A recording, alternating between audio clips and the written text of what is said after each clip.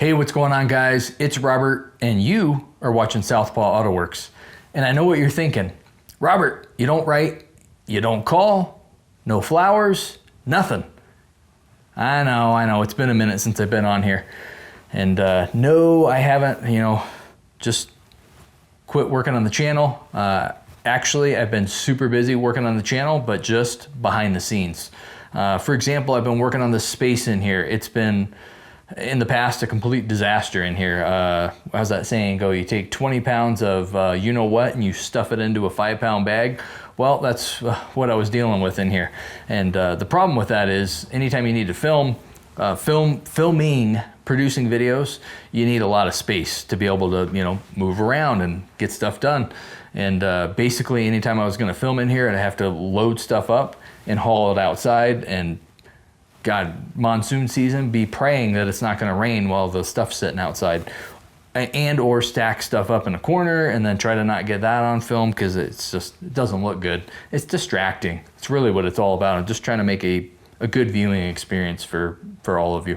In an effort to create more space out here, a shelving unit was installed in the office. It's the new home for a lot of the video production gear, and it turned out to be, moving all that stuff into the office turned out to be a lot more helpful than originally anticipated. At any rate, really trying to get the space optimized so I can, walk into the space and be ready to film like now and not have to clean first, because it's a bit of a buzzkill. Second thing I've been working on is the bench behind me. This bench, I love it. It's got a lot of great things about it. However, there were some things that were irritating me. They were, again, affecting video production, slowing things down. For example, the bench had nearly 15 holes in it at one point. And now it has one hole. I saved one hole, just as a reminder.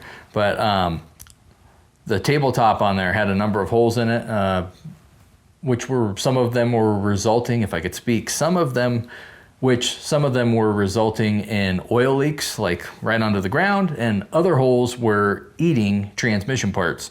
So instead of the small transmission part falling through the hole and falling to the ground, they were actually getting stuck inside of the bench. The way that it was fabricated, those holes, for lack of better words, were like a blind hole. There was one way in and only one way out, and but a huge cavity underneath the tabletop, a huge cavity to eat all kinds of stuff.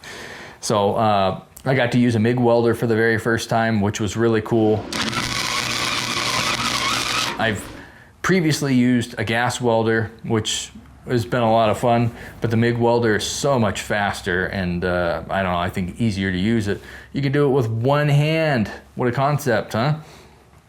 Of course, I like to do everything the hard way, so I started with the gas welder.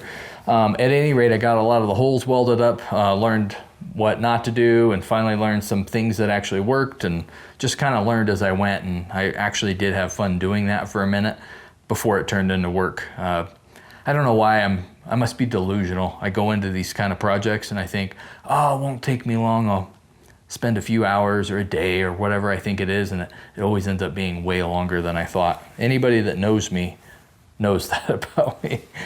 I guess I'm just optimistic. At any rate, got the hole sealed up, had a spot on the trough that was leaking. When the trough got filled full enough on the bench, it would, overflow through this crack. Got that welded up. Addressed the paint on top of the bench. I had painted this whole bench at one point because it was living outside for a minute and I didn't want it to rust. It was already rusty when I got it. I went to the trouble of trying to get some of that rust off, and I didn't want to have to do that again. But I wound up with a tabletop that had paint all over. It was a nice painted surface at one point, but the paint started flaking off, and not a big deal for teardowns, but when you're dealing with clean transmission parts and you take a part, especially a heavy one, and it gets slid across the bench, it's scraping paint off of the bench now. And again, I don't care about the bench, but now my clean transmission parts, or clean whatever parts they are, now they're contaminated with paint, and I just got tired of dealing with that. So I wanted to get rid of all of the paint. Started out with a paint stripper. It did help, but it wasn't good enough, and wound up having to grind all of the paint off. Speaking of grinding, I found a really cool pad that's it's a combination disc. It does both polishing and grinding, And man, thing works really, really good. In addition to getting the paint removed, I also upgraded the drain system. It previously was just this setup here with an open, a bucket with no lid over it, and it works. But it's a bit of a liability having a 5-gallon bucket full of oil with no lid on it.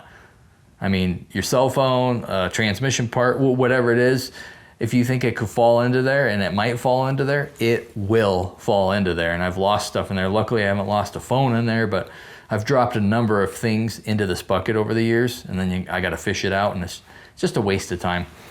So I wanted to set it up for this other bucket that has a lid and an extendable little spout for pouring, and it'll just be a good setup for recycling the oil, and now I don't have to worry about anything falling in there. I mean, something still could fall in. It's just, I really like that this setup minimizes the chance of something falling into the bucket other than oil. Oh, and one last thing on the bench. The tabletop has 1/8 inch steel. Wish it was 1/4 inch, but it is what it is. You can definitely make 1/8 inch work. I mean, proof's in the pudding. One drawback though is the metal under load with a heavy transmission or an engine or whatever on there, it wants to flex.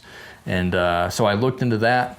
They had a support running under there from left to right across. It was 1/8 inch angle iron, which is beefy enough. But they only had it welded on the far left end, far right end, and then one weld in the center, and then a bunch of open space between those welds for the metal to flex.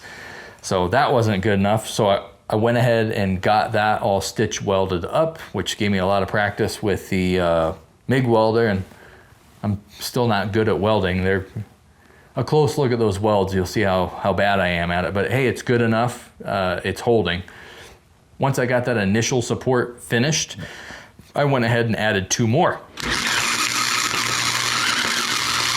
Now the bench is feeling a lot more rigid. It's not as flat as I would like. It's not perfect, but it's good enough, and it's an improvement. That's all I was really going for. Oh, and I almost forgot, the welder died mid-project. Busted out the multimeter, opened up the panel, and started probing wires. I could see that I had juice coming into the unit and juice going into the switch. However, no juice coming out of the switch. So it had to be the switch, right? Only issue was I didn't have that exact switch on hand, and in order to get one, at least online, it was going to take days to get a replacement, and I wanted to get back to welding as fast as possible and get this thing done. So I started digging through my stuff, and I found this other switch I had had for years. Figured out how to get it wired in and basically bypass the old switch, and we were back in business. So yeah, got the space, cleaned up, got the bench reworked, and then the birdhouses.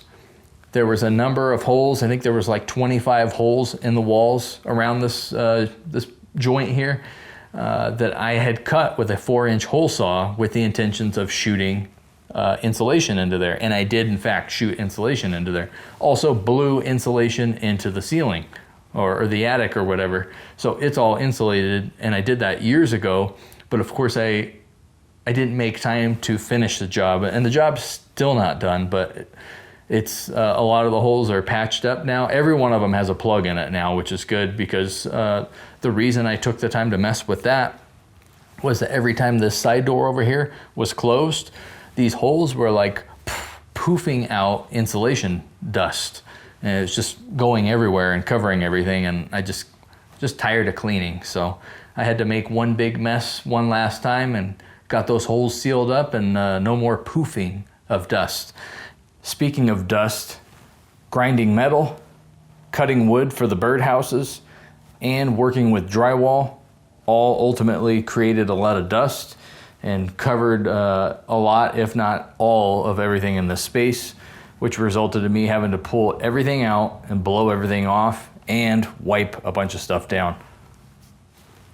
So this is what I've been up to. I'm done doing this behind the scenes stuff, and I'm now back to making videos. I've got a lot of footage already filmed, just needs to be edited. I say just, the editing is like the longest part of the whole process, but I've got stuff to edit. I've got other videos that I want to film, like shorter stuff, and I would like to start like another series and be able to serve you guys in that way. At any rate, thanks so much for listening. Thank you for your patience and not dropping me and this channel like a hot potato. Appreciate you. Catch you next time.